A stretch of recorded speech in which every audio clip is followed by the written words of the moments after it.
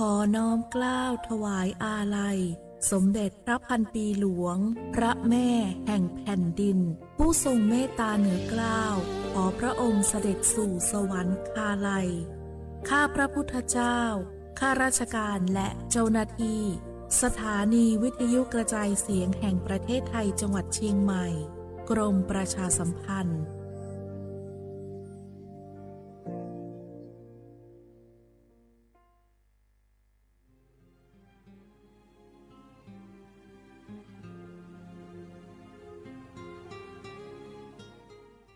This is a moment of profound grief for the Kingdom of Thailand. We, the collective voices of Radio Thailand Chiang Mai, join the Thai nation in mourning the passing of our beloved Queen Martha, Her Majesty Queen Sirikit. Her life was a testament to the unwavering service, grace, and deep love for the Thai people. Our humble condolences and thoughts are with His Majesty the King, the royal family, and all the Thai people during this deeply sorrowful time. We will remember her forever.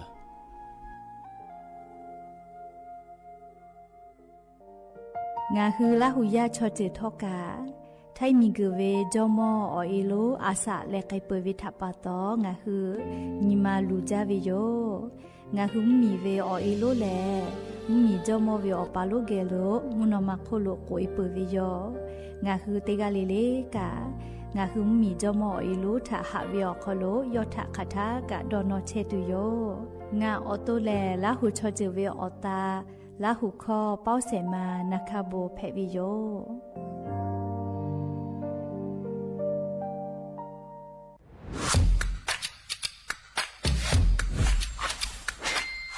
กลับมาแล้ววันนี้กับโครงการคนละครึ่ง plus รัฐออกครึ่งประชาชนออกครึ่งช่วยเศรษฐกิจไทยหมุนเวียนเติบโตถ้าเราช่วยกัน plus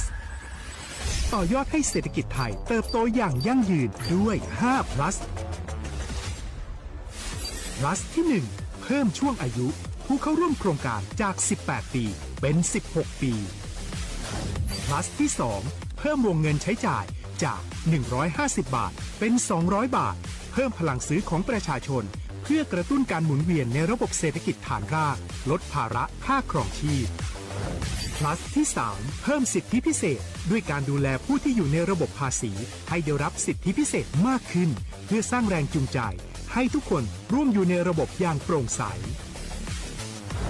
plus ที่4เพิ่มโอกาสให้นิติบุคคลขนาดเล็กเข้าร่วมได้ให้ธุรกิจเติบโตเป็นกำลังสำคัญของเศรษฐกิจไทย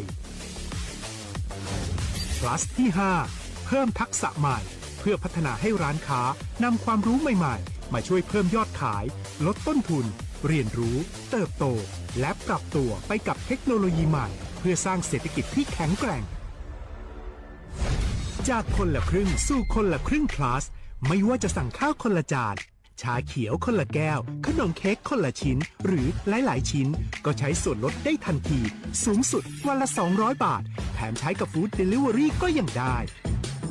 สำหรับประชาชนไทยอายุ16ปีเป็นต้นไปสมัครรับสิทธิ์ผ่านแอปพลิเคชันเป๋าตังวันที่ 20-26 ตุลาคม 2568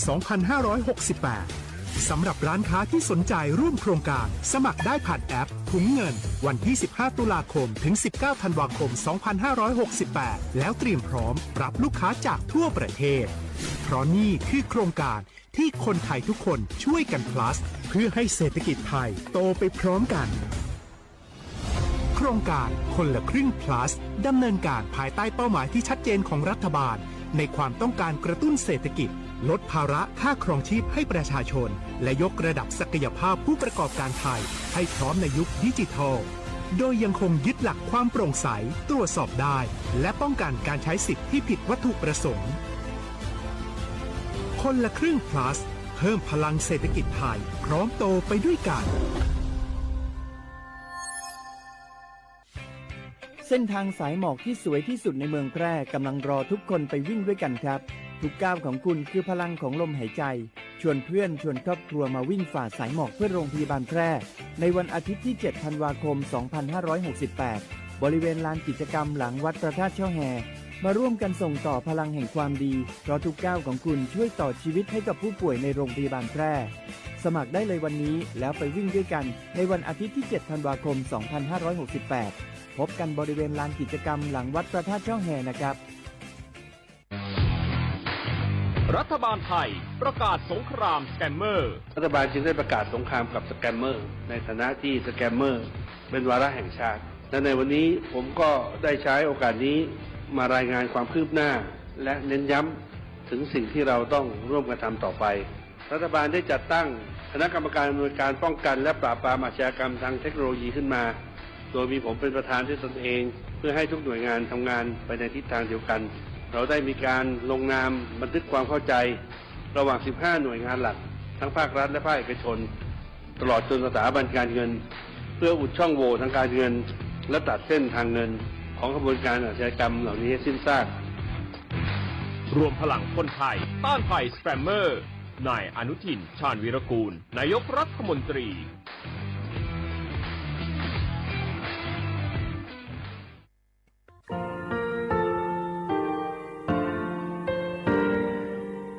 งาคือมีติปิเพกาวิชแลงาคือติกาติฉือแลติเลเพกาวิมาเฮยาค่างาคือชอยาออโตโคโลกาติเชเวอคืออคาติผาคาชุโยอาชุโยเวโยกาคาเดติเลอติแกกาผุติลาวิทปาตองาคือชอยาอาสติกาเวโยงาคือออโตโคโลอคืออคากาติเชเวเวอีเวมาโกติยาเลเลทอกาอายีเวคาชเวเพเวโยอลากวงาคืออตุคอลูอคืออคากาติยายามาเตียลาบิลโกงาคือชอยาทอกาอาสติมากาวิคาชูงาคือมีติปิเพกาวิเจแลงาคือติมูติสติเพเลอติกาเลเลอาชุโยเวอเวปุตาเวกันติภาคาเสติเกคาเดกากาติเชวิทัปาตองาคือมีติปิชกิเพลากาวิโยเชแลงาคือไทจอมโคคางาคือมียาถาตอกคอปิลาตาเวปุราเวติชเสนีเสหปามัชหปานิงาติชออกขอทามัววิทยาลัยวิชาการศึกษาประสามิตรโกเวออคโลจากเกรทาไทจอมโคคางาคือมียาถาปิยาลาตาเวตอกคอติพายโย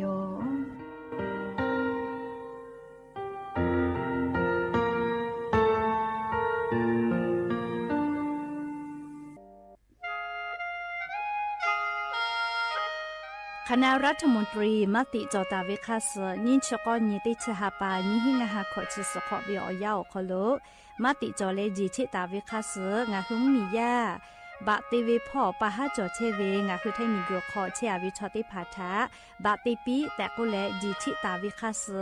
มีเวอเลียวค่ามาตราติชสอคโลกุบตาเวงาคือมีอคโลชอตอชอลุพ่อเวพระราชบัญญัตินิหิงาหันชิญขอคโล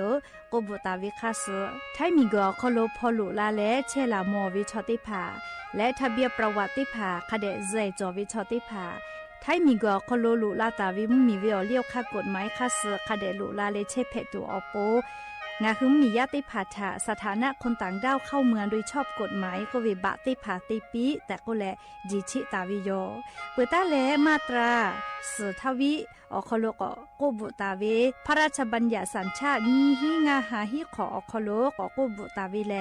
งาคือไทมีกอคโลปอวิชอไม่กะอปออิติภาไทมีกอคโลเชมอและทะเบียประวัติอคโลบะมาโจเฮเวกายาติภาแลสัญชาติไทยติภาลอเพวิเจกุที่ออติอคโลโลโกสำนักบริหารการทะเบียนกรมการปกครองออติอคโลกาจาจาดาเลกาจาลอยวิเจออกาญเวตันจาวติภาแลนี่คือทะเบียนประวัติคาสอเพซานาอคโลอาจุยากาติเวอญอยาอคโลจาลอยเพวิเจนิชกอนิติชหปานิหิงาหาขอชกอขออุโสติแมจะกาลิงาคือไทมีกอคโลมาติคอรมอนิชกอนีติชาปานิหิงาหาขอจิสขออคโลจิชิตาเวคาสงาคือมียาบะติพามาจอเฮเวไม่เลกะบะมาจอกะไทมีกอคโลเซเชเพตุเวบะติพาติปีแต่โกเลจิชิตาเวคาสติปอกอยู่เวลาเลนอลาวิโยแม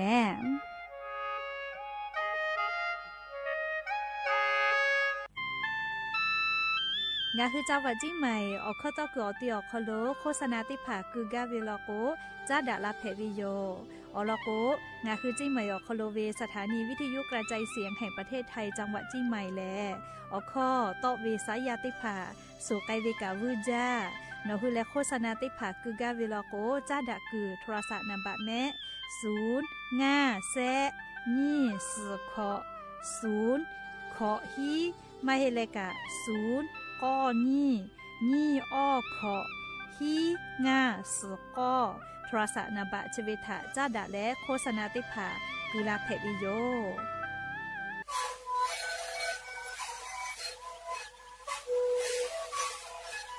ชีวิตคือหนูคือการแก้เชื่อดีออกข้าวเฉลย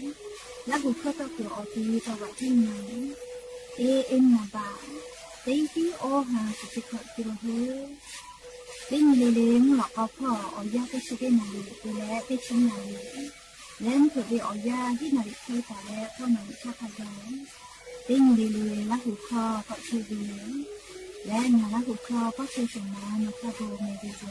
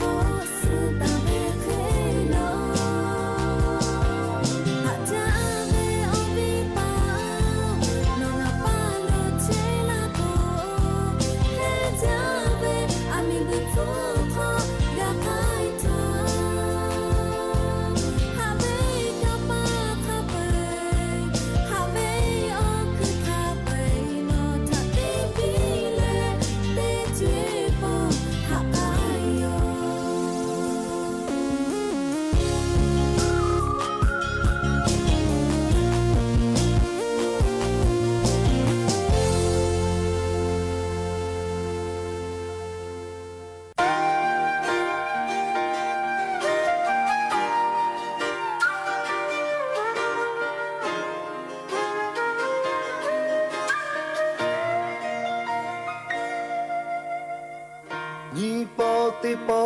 อโมดะทา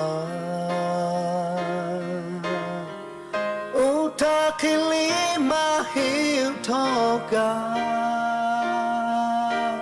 ชีไลตุอุทาเวโอยะติภาชีเบติโปอเพกาจานิโปติโปอโมดะทาโนทังาเลเลมายาเชอุทาปุมาหะตุเชเวนิมาชิชีเบติโปโดโมนา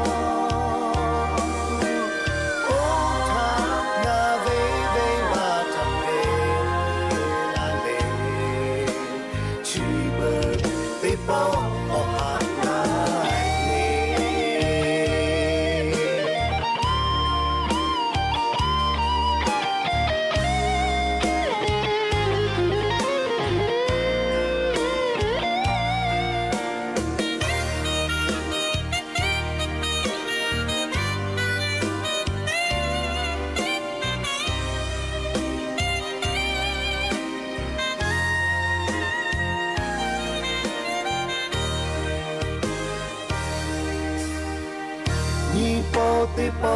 อโมดะทาโนทังาเลเลมายาเชอุทาปุมาหะตุเชเวนิมาชิชีเบติโปโดโมนา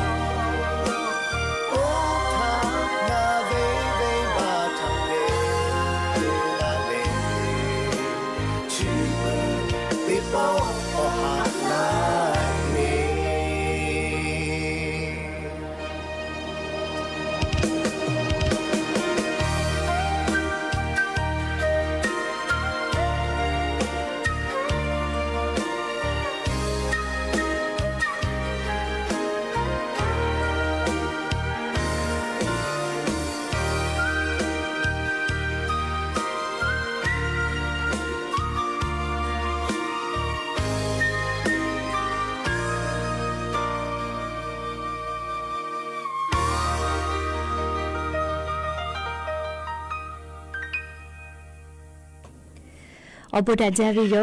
อย่างนี้มุหลอกก็ติปอทอกาดาจาวิอญอยาเฉอคลงาคือติปอกกะมีลาเลฉุปะอุปลุเชตาวิงาคืออวิอญีลาหุยาติภาเกลติแก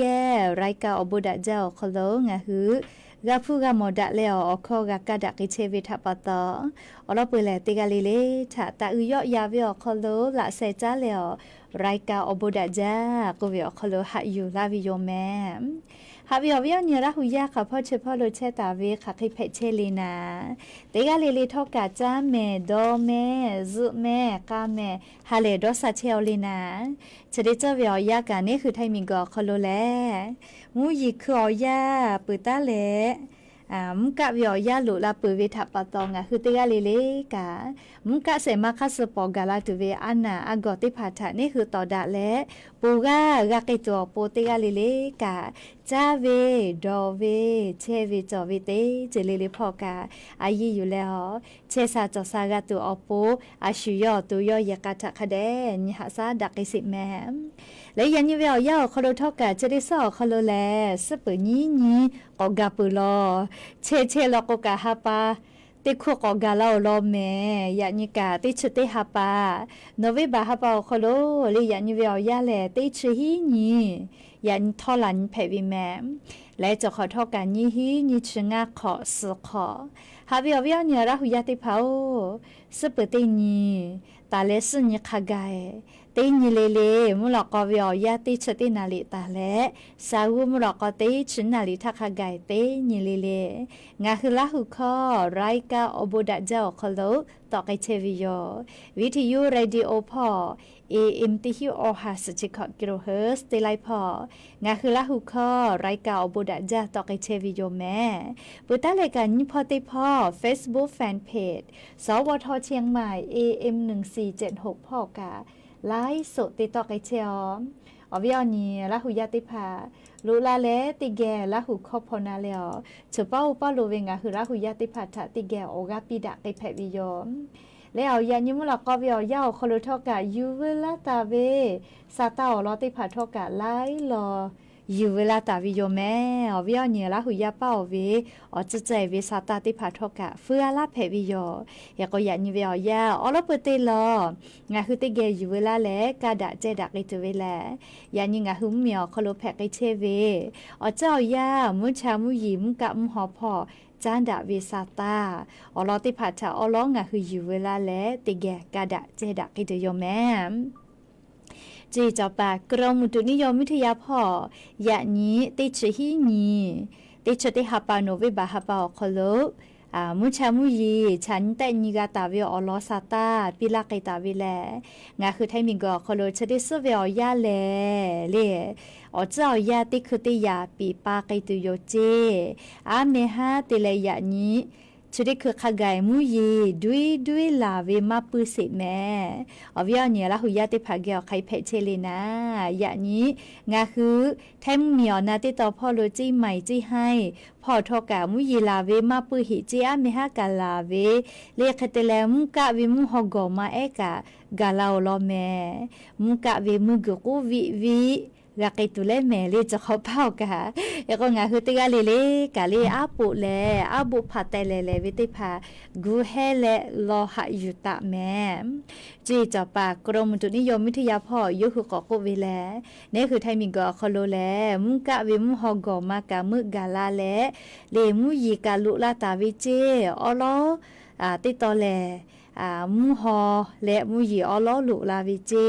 มุยีจาจาเวเลก็จาจาเวเตเขอมาเฮเจยาคามุยีดุยเวติยาจิแม่เรียกก็งาคือภาคอีสานพ่ออลอเตียอะไรงาคือไทยมีอนาติต่อพ่อโลเตและไทยมีก็จะเตต่อและกุธิพ่อขกายลุยตุโยเจและมุนีต่อพ่อกะจิแม่มุกะวิอซาอุภาภูมิเต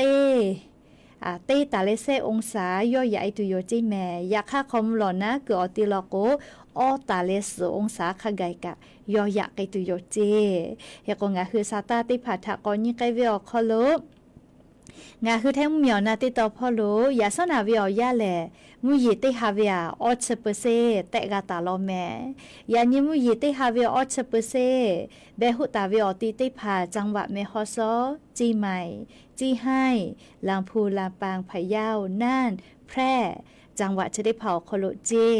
ยาสนาเวียมุกะเวียซาอุเฮาภูมิติภาเต ต้ตาเลเซองศายอยะลาตาวิเจอย่าเศร้ามือเขาพ่อมุกะวิวเขาภูมิติผาแตกาตาวิติชีฮิตาเลนชินยูองศาจิแม่เจเลยยะเล่าวิโยกอเลเพะเล่าแม่มือเขาพ่อกะอย่าค่าเขามุหลอนะกอตีเขาคนหลอกคู่พ่อกะจาเลเลกะเวมุกกุกะวิเพอเจเลคอมลอนะกอตีติผาคอโลมุกะวิอซาอุหภูมิติผายะลาวิแลขอตาเลติชอองศายะลาวิเจและตาวาวิอยะลอกกันชงาตาลินชกอองศาอคอโลเชตุโยจิแม่งาหัววิอเนี่ยละหุยะเกลไคเพเชเลคอมลอนะกอตีติผาคอโลแลงาโดเวยะซอนาเลกะเจ้าเฮแม่เลเขกติกาเลกะเชซาจอซากาตุอปอายีอยู่แล้วอาชุยอตุถะคเดหะซะแม่เฮโกไทมีกือภาคอีสานพ่ออาจจะกอเวลาเมลิงคือแท้มุมยอนาติต่อพ่ออาเกกะภาคอีสานพ่อแลมุกะวิอเศร้าหัวภูมิแซะตาเลงาองศาขกายะลาแลติกะติติมุยิกะจอวิเจเคเตแลเลถ้ามีกอก็จะติต่อกะเตตาเลเซองศายะลาวิเจมุญิต่อพ่อกะเตตาเลเซองศายะคะไทมีกอฮอติต่อพ่อมุยิลุติปือขอลุลาวิลอแม่ติกะติติมุยิลามาจากกิตุโยจิแม่ไทมีกอฮอติต่อมุญิต่อพ่อมุญิไก่พ่อเตฮาวิกาลิสุดเปอร์เซเขแตกาตาวิเจมุยิขะจ่อยจอมาวิโยเฮกกุทิพ่อแลมุกะวิออซาอุหภูมิติผาเตตาเลเซองศายะลาตาวิเจมุยิลอโกติฮาวิออชเปอร์เซเจยันยิงะหัววิอเนี่ยละหุยะเชกอติอคโลไขเพเชลีนะอลอซาตาอจะเจวิฟุตาลาเพวิโยลิลิบตาละยันยิชอป้อมุยิลาจาอุป้อมุยิลาจาแต่ก็แลเลียวอลอซาตาได้ผ่าฟืตาลาเพวิโยสละยาป่าเล่หุยป่าหอบพ่อมุยีลาจ้าเมสละเมาเจเนเลชะกาอจะเจเวซาตาโยเล่งะหือละหุยาฟืตาลาตาเวเลียวนิมาติกาโนสักกะพอเชเวยานิมุยีลาจ้าจิเมลิสักกะอกาเลนัวผ่าใต้พ่อกาเลอวิมานาบิโกเลยานิมุยีลาจ้าเมหุยสักเข้า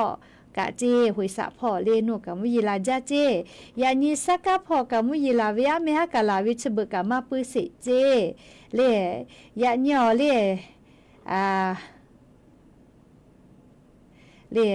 ยาญอเลจัสหูเชวิเจอยากขมุยิลาลาเลมากะหูจิแม่เลนอเผาอเพพราวพ่อกะมุยิลาจาเจ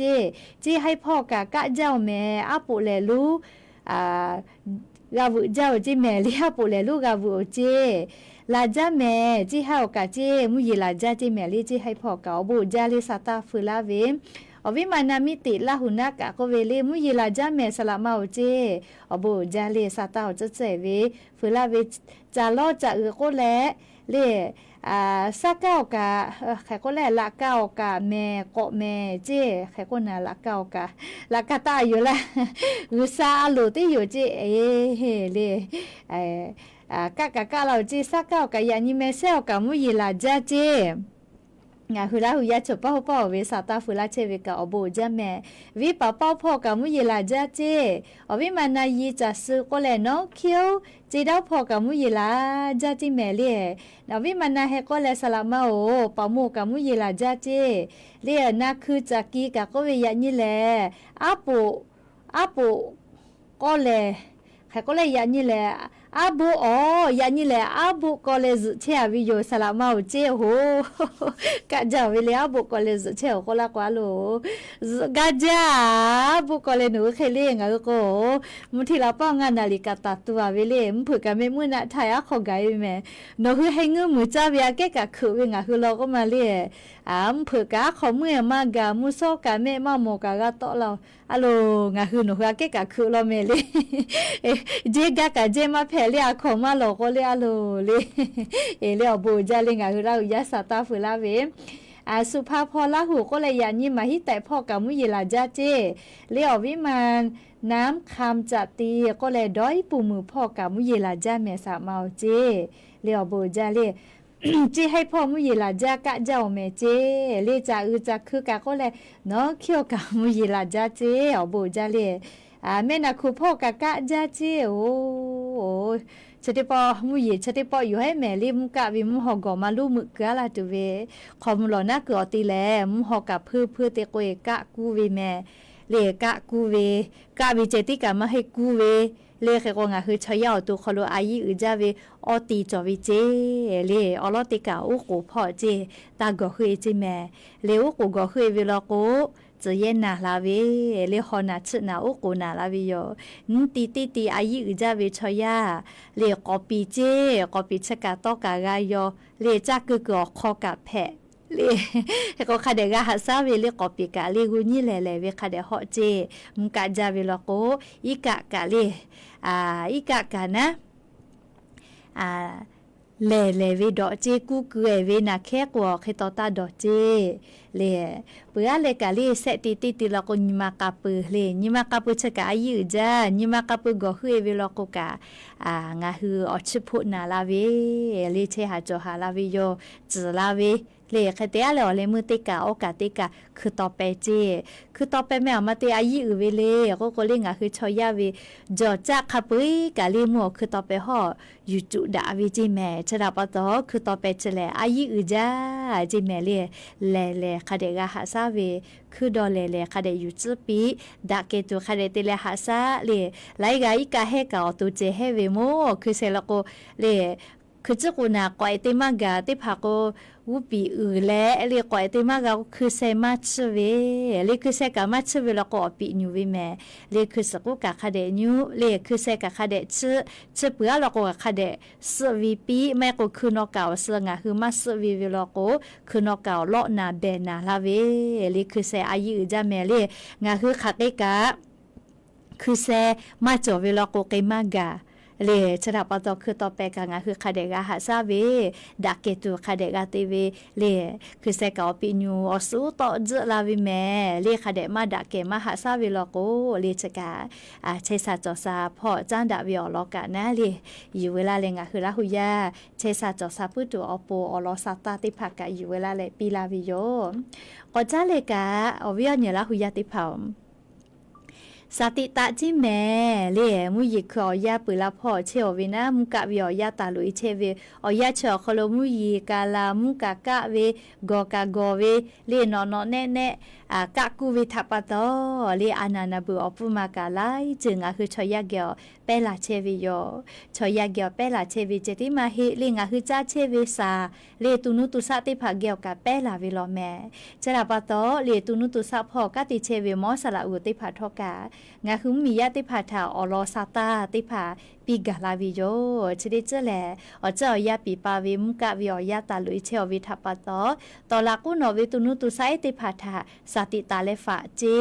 อลากตุนุตอลากุนอวิตุนุตุไซติภาเกอเปลาวิเลไขวะนกอานาเจไขวะนกอานาชกะเพวิลโกหาซามากาเมเซวิเจติโยเลชดาปะตองาคือติกาเลกาเลสติตาเลฟะเจเนคือฟูตาเวกะติภาเลจุสจุวิเตเลนาเซเวเลไม่กะปัสสาลาเวขอสกาลาเวจะเคมอเวลโกกะกาเลตาพะจาจิแม่เลไขวะโนอานานาบุกาเลสาเวลโกนี่คืออสามารถพะจากะละเซทอกะเลแปลุลาลาวิเจเลนี่คือตัวคโลแปลุลาวิเจเลเขกงาคือคูตาเวกะติภากะนาสาเวลโกอสาตาพะจาจิแม่ปุตะเลกะชเวอโคกะเลงะเอติภากะจิแม่ไขวะโนอานาปุลาเวเลเขกงะกะจงะเอติภาจาจุลาจัสลาเวกะเลตาฮาเลลาเซตาทออสาตาพะจาเลไขวะโนอานานาบุกาเลสาเวลโกนี่คือทอเวอสาจาเวลโกกะไขวะโนอานาชอยาติเจ้าคโลกอเปกาลาเวลโกหาซามากาจิแม่เลยกงะฮือกะฮูเชเวอาเปฮัวเวงะฮัวเวติภาลโกกะเลติปอเลกะขอกะอูยูเวมาโกเลกะออใจเวมาโกนะกะขอแกโกลาเซกะคาเดชจิแม่เลติกาเวลโกคุณอยู่บ่จื้อแล้วปูวกะกะปะจีกะเฮเลอบูมาดาเลอนี่คือฟูตาเวกะติภางะติภาไขวะโนอานานาบุกาเวติยาทาจอยเวลโกเลนี่คืออเซพาอเซมานิหาซาปาชอยาเกะกะเปลุลาลาวิเจเลเขกงะคือติกาลิลิกะนะเลสติตากะตัวโปเลชดิคือไขวะโนอานาก กาลีกาทิเปลาเชลแต่โควิดทับปะตองคืออวิเนี่ยละหุยถะสติปิลาวิโยเฮโกกาโมเวเล่อบอมมีพ่อไล่เมียวคโลไขวานุอานาเพเลชกาสเมาแม่เฮโกงาคือเล่วะกะหัวเวติพาลโกกาวะกะขอกะดาเกตุคาเดติญหาซาปิเจเล่คเตแลงาคือวะกะสาเวลโกกาตาดอฮอจิแม่เรียวะกะสเวลโกเรียกรมปศุสัตว์ก็เวทีอำเภอลีเลซานาแต่วิจอเรียหะทุปีเรียทุมาอานาเพวิทะหะฉันแต่ญกาวิลโกจะแก่ๆชมามาลีมาเปเกเรียกกวงคือติกาลีเลกาดอจกัสเปวินิมาจอวิอคโลอานาจะได้พามากาเป็นดากิไกตูอโปเลงคือกาฟาวิโยแต่ก็แลอวิอนี่ละหุยติพัทาจุดนี้คืออเจ้ายาปีปาเวเลมุยิคอยาปืตาเลมุกาวิอยาลุลาเชวิทัปะโตอานานาเบตุนุตุสะทะตอละกุนอวิตุนุตุสะทะตีเลงะคือชอยาเกียวเปลาเวไขวาโนอานาอลอติพาทอกายูเวลาแลงะคือละหุยติพัทะสติปิลาวิโยแมก็จ้าเลกาเลติลอกอเกซามอวิญญาละหุยติพาโครงการคนละครึ่งพลัสโควิชนี่ปอติปอชุมาลงทะเบียนสิแม่เอล่ามาพอหิแม่อลอติปเนี่ยติชนี่ฮับปาไทยเย่ปือวิจิคำว่าเลือเฮเลโนฮืองาอันทาเชอันนี้แหละติฮีไผ่เลือลอลิติฮีเสฉบับไผ่ติลูลอเยกะเยสัจจอันนี้ละก็ว่าสาติกิลูวิจาเลเคเตเลออันทางายามีอาปุเลียปุเฟลียาคือใช้เลชมาปอเลออาปุเซจาวีเวก็จัวกะลัวเลียคเตเลชอเมตอกอเตียวกะคนละคือเยกาก็ละเลคนละคือเยเวเลียอันเท่าเยวนะยันตกมากาเยเสเลตีนี้ชะแม่สอแต่เลเยแม่เลียวละก็เยเวียวเนียวห้าวยาเลมัวหิแม่เลติชนี่ฮับปาคาไกเจเลียคนละครึ่งพลัสใครแต่เลยนิฟติฟมาพอหิจิแม่เลียฉลาปตอวิอเนี่ยละหุยติพัทกาเลียอลอซาตาติพักคเดพนาจะได้คือหิเลหิจ้าป่ามาวิทัปตอเลียลงทะเบียนวิอยาเกาก็เลยโนหุเกอจะเขวเคจักกุบีลาวิลโกไม่กะลินติพัฟืลาวิลโกตาจันคือแม่วิอเนี่ยละหุยติพานี่คือเวลเลียอเลมือโบมาดาวิลโกหิเลหิจ้าป่าทะจอยวิลโกเลียนี่คือพุชอาเคลีกาชูลาวิโยกาวิตาโกเลจอวิกะขับไปชุกอไกวิไกปุลาวิแม่เลียสักเกเมกะเฮวิเลียอะโลปุลาวิติสอคโลงานัวเมเซอตาชิลิเปานุเปาลุยแลลิมาจาเตเวอพอนะลิมาจาเตเวอคโลแกนสักเกเมสกัดวิจิกะอยู่เวโคนาเลียเคเตเลลิมาติกุกะบอยกะติบอยติจอลก็ปทุชกามากาลาเวลีอะโลเมเซอเกเวลโกจเปาตาชิลิเปาจะกเวลโกกาลิมาจาเตเวกะชิริคือแลคาจอยหาลอลิยาคาตินิเลมาเฮเลยาคานัวกะติปะโกเลเซอิงเกาชะกิเพเวจิเลขก็วิหเนี่ยละหุยติภากะนาลิชิริคือเวยาฮิเลฮิจาปะเฮจาเวทัปะตองะคือติกาลิเลกะสติตะแม่แต่ก็แลลิอลอซาตาติภากะอยู่เวลาเลจะกิชิลาวิโยก็จ้าเลกะคือไทยมีกอโคโลกาจะได้คือเวียยาแลสมเด็จพระพันปีหลวงก็เวเลไทยเจ้าหม้อคูฮอกคากอกาติกาวิคูฮอกคามาลิมีเจ้าหม้อคูฮอกคาติชกาวิโอเออาสาเลกไอเปตาเวอยาเพวิโยโดหากาหานิมาลูเวอยาเพวิโยเฮกงาคือมียาติผาทอกะเลสมเด็จพระพันปีหลวงสตาวิอเตียคโลโนคือจะตาอุยอยาปิกาเวลโกจะได้คือแลพอตาวิโยจัวพระราชวะพ่อลุยเวกาติภาวสุวิจอลิโมกุธิพ่อเรียกเคเตลอตีติภาคเดกัวลาวิจอวิโยเรียงคือละหุยาไกแล้วอุกจับเปโดเวลโกนะเรียมีเจ้าหน้าที่มุกะที่เขานิหาซาปากเกียวกาจ้าดักฮิวิโยลิจกางาคือมีอคโลกาจะได้ขอดอหากาหาวิอยาเพเชฮิวิทัปะโตลิงาคืออาปุกานะต้อยวิกาเวฮิวิโยเฮก็มียาลอกติชนิหาปากไกนะอาจจะยาสนากติกอลก็เนขอเป้าเลติชหาปากไกแม่เลนายวิติกาบุเวเลียปุนายวิกาไลคูกาบุเวเลียวเราก็ติขอกาบุจุวิทัปตอนนะเฮก็จะกะนะอยู่เวลาเลงะคือราหุยติภาทะอลอซาตาติภาจะเขเกามาลาวิโยแม่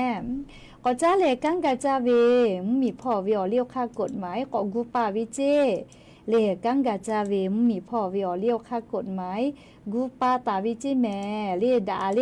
อลกอกะคือกะจอเวอจะได้ผ่าไล่ยาก็คือแถลาเวลอเลแค่กว่างะคือกังกะจาเชเวซาเลเลกะลิยามีมาเพวิติหมู่ลกแล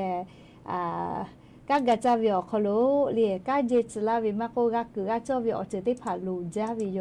เลแค่ก็จะกะมีเวอเลี้ยวค่าลิดอคโลก็กูแถแลเลก็แยกไอตุเวออกค่าเพวินาเลชเวเลพรบคุ้มครองแรงงานก็เวเลกังกะจาป่าชอติพาออโปเลกะคือกะจอเวมีเวอเลี้ยวค่ากฎหมายค่าสนะเลอามาก็คือแถววิชทาลิงอะคือติแกนี่แหละเลติแกนาสิแม่เชแลพรบคุ้มครองแรงงานเจเลกุลาตาเวชติดอแลเลก็ดอติดอเกาเจแม่จะขอนี้หิงาหาขอเชฮีขอคโลกุตาวิเชแลคาทาตาเยตุเลก็เลมีเวอเลี้ยวค่ากังกะจาวิพ่อเวอเลี้ยวค่ากฎหมายก็ดอติดอคโลก็กูบุกตาเวคาทาตาเยตุเลก็เลหาปาสุสนี่ติชนี่หาปาดิสิบาหาปานี้หิงาหาขอเชขอเจาะคโลตายแยกไกตุโยเจเฮก็เลยพรบคุ้มครองแรงงานคโลวุกตาเวอเลี้ยวค่ากฎหมายดอกคโลอามาจอเวเลก็เลยอลอติยามีมาติพายาหูยาปอเวกาโลเจเวเตหาขอชนีเตหันชนีขะไกกาโลเจเพวิเจยามีมาติพายาหูยาปอเวลโกเลเตหันชนีลอเจเพวิเจจงคือกะกะจาปากะคือกะจอเวกะกะจาเวอคโลเลี้ยวค่ากฎหมายคโลบุกตาเวเลยาปอลโกเตหันชนีลอเจเพวิเจหาปาฟุคบิกาเวเลปอลิเมลีบริษัทเป้าขอชนีกะคือเวเคยแต่ละประกาศสังคมเป้าขอชนีเจเคยแต่ละกะเลยยาติผาปอลาเลยยาเลยยาไอชีทาโกหาซาหาจากมาเลชีทาโกนากาจานาเควิทัปตอยาไอปอลาเลยานาเวมาโกเลนาเชยอกะโกเกเลกะโกเซเวลโกติชงานยกอลอเจเพฮิวิเจยานิหาซาวินะเลชอออิติกาอคโลกะคือกะจอเวกังกะจาวิพอเลียวค่ากฎหมายดอคโลบุกตาเวเลไงก็ยาปอลโกติหันชนิลอเจเพเวกะพคบิกาเวขอชนิแลกะติคือบริษัทเกียวกาเวขอชนิแลประกาศสังคมพ่อกาเวและเลกังกะจาวิอคโลงาคือยาปอเล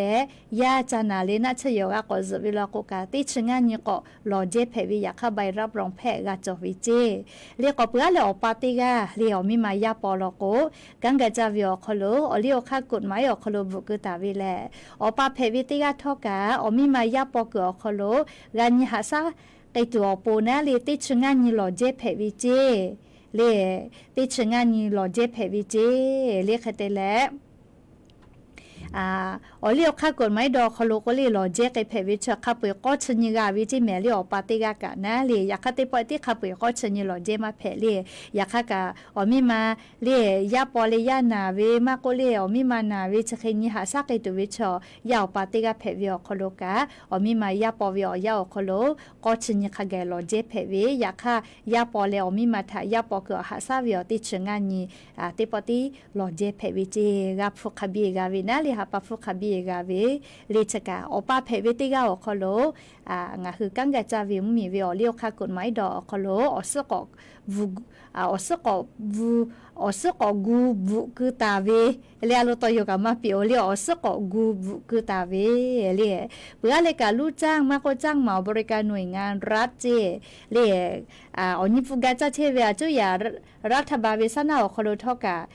กาวิจิเมลิมมีเวอเลียวค่ากฎหมายคัสกาวิจิอมีมายาปอลโกกาติหันชนีลอเจยามีมายาปอลโกกาติหันชนีนาเลียวพ่อกะคาเปก็ชนียาขยาปอวิอนยาคโลติชงานยคาแกลอเจเพวิจิลิชกาจะขอนี้หิงาหาขอชีขอคโลพรบคุ้มครองแรงงานพ่อเลียวค่ากฎหมายก็กูวุกแทตาเว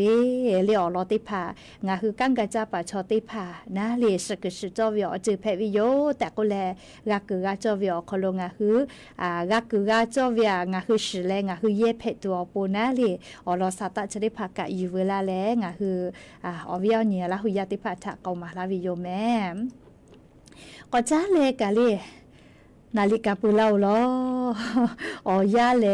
เนาะทางาทามารอโควิดทับปะตอนะเลยปุเราล้อแม่เล่นาลีอ๋อยากะติคือติขาปูไกเวไวจ้า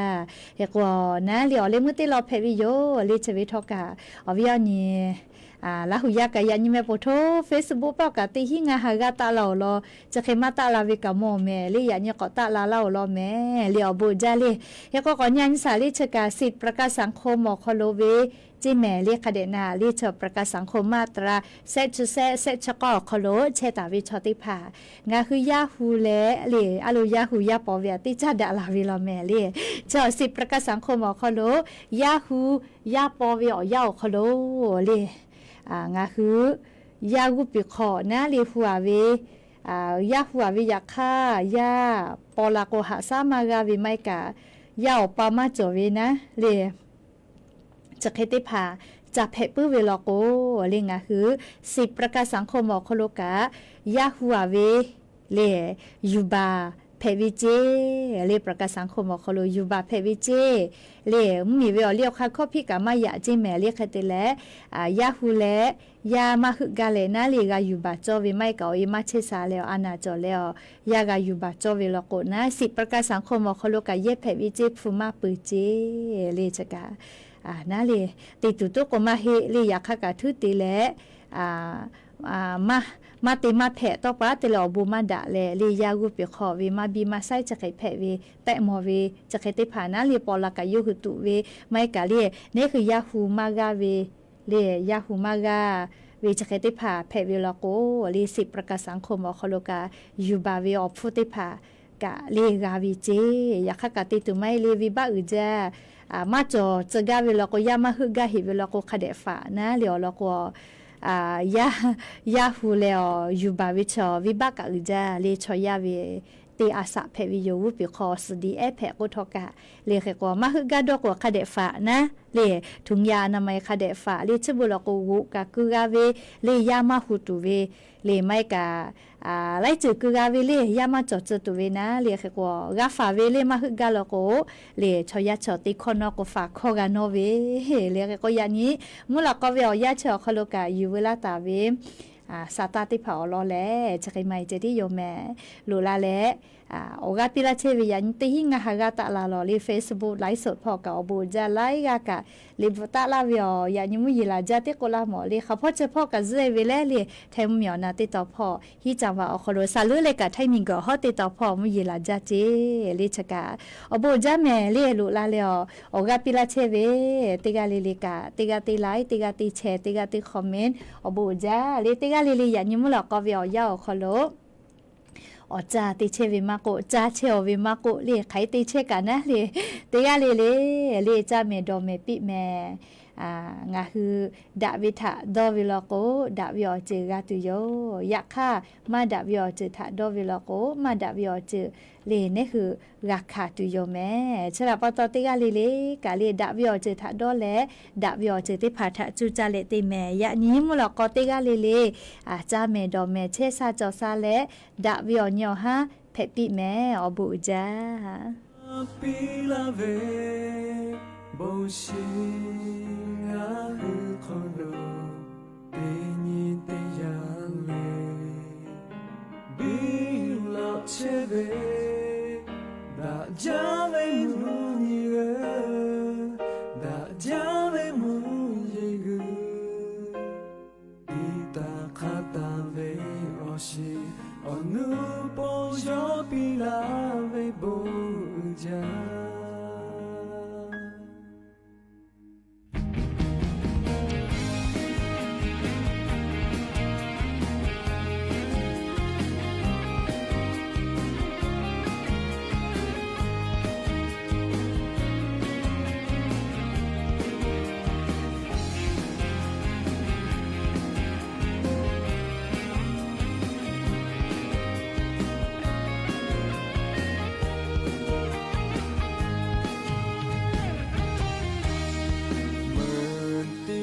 ติ